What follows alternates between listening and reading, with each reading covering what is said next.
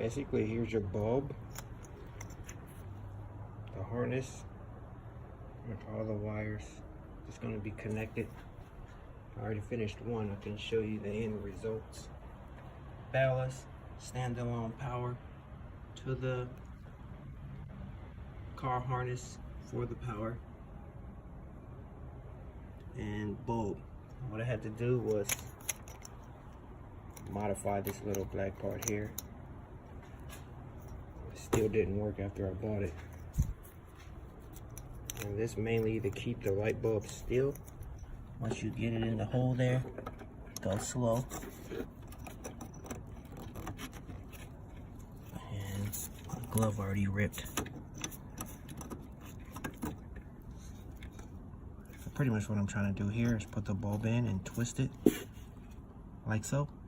That's what I was waiting on earlier.